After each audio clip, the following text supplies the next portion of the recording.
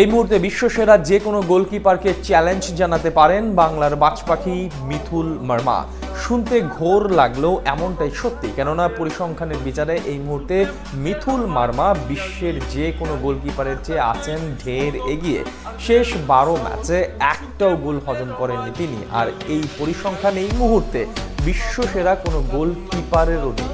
মিথুল মার্মা টানা 12 match clean sheet রেখে বিশ্বসেরা গোলকিপারদের challenge জানানোর আরও বিস্তারিত জেনে নেব রিপোর্ট।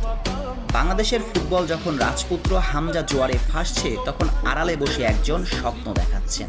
নামটা তার 3 কাঠির নিচে হ্যাভিয়ের ক্যাব্রেরার তুরুপের দাস মিথুল মার্মা।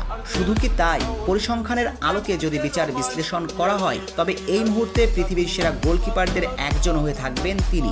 এমনকি ব্রাজিলিয়ান এলিসন অ্যাডারসন কিংবা এমিলিয়ানো মার্টিনেজের চেয়েও পরিসংখ্যানের হিসেব নিকেশে এগিয়ে আছেন মিথুল। তবে শুরুতেই বলে রাখা ভালো, এটা পরিসংখ্যানের হিসেব নিকেশ পরিস্থিতিকে আমলে নেওয়া হয়নি, কেননা পরিস্থিতি আলোচনা করলে হয়তো ভিন্ন কথাই বলবে। তবে পরিসংখ্যানের বিচার বিশ্লেষণ আমলে নিলে পৃথিবীর সেরা গোলকিপারদের একজন মিথুল মার্মাই। বাংলাদেশ জার্সিতে আনিসুর রহমান জিকোর অনুপস্থিতিতে হঠাৎ করে ধূমকেতুর মতো আবির্ভাব হয় মিথুল মার্মার। বিশ্বকাপ বাছাই পর্বে অস্ট্রেলিয়ার বিপক্ষে মাঠে নামেন তিনি, যদিও সেই ম্যাচে ডিফেন্সের দুর্বলতায় 7খানা গোল হজম করেছিল বাংলাদেশ। কিন্তু সে ম্যাচে 1খানা পেনাল্টি সেভ করে তাক লাগিয়ে দিয়েছিলেন সবাইকে মিথুল, আর সেই পেনাল্টি সেভের পর তাকে অনেকেই বাংলার এমি মার্টিনেজ বলে আখ্যায়িত করতে শুরু করেন। এরপরে মিথুলের গল্পটা শুধুই এগিয়ে যাওয়ার, আর পিছন ফিরে তাকাতে হয়নি তাকে। থিতু হয়ে যান বাংলাদেশ জাতীয় দলের 3 কাঠির নিচে।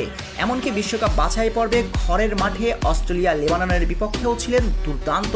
তারপর থেকেই ভক্তদের ভালোবাসার আরেক নাম বনে যান তিনি, আর এই ভালোবাসার প্রতিদানটাও দিচ্ছেন এই বাজ পাখি।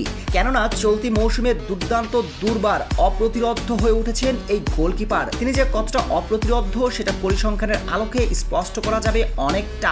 শেখ রাসেল থেকে শেষ দলবদলের বাজারে যোগ দিয়েছেন বাংলার ঐতিহ্যবাহী ক্লাব আবাহনী লিমিটেডে, আর আকাশ নীলদের ডেরায় আসার পর যথারীতি আকাশে উঠছেন 22 বছর বয়সী এই গোলকিপার। কারণ আবাহনী লিমিটেডের হয়ে চলতি মৌসুমে 720 মিনিট খেলে হজম করেছেন মোটেই 1টি গোল, 6 ম্যাচে রেখেছেন ক্লিন শিট। এর সঙ্গে জাতীয় দলের হয়ে ভারতের বিপক্ষেও পেয়েছেন আরও একটা ক্লিন শিটের দেখা।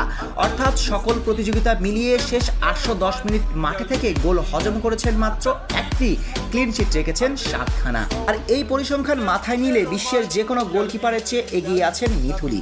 এই যেমন বিশ্বসেরা ব্রাজিলিয়ান গোলকিপার অ্যালিসন বেকারের কথাই ধরুন না, শেষ 9 ম্যাচে লিভারপুলের গোলবারে দাঁড়িয়ে হজম করেছেন 11টি গোল, ক্লিন শিট রেখেছেন 4টিতে। যার মানে মিথুল যেখানে সমান সংখ্যক ম্যাচ খেলে হজম করেছেন মাত্র 1টি গোল, সেখানে ব্রাজিলিয়ান গোলকিপার অ্যালিসন বেকার হজম করেছেন 11টি গোল।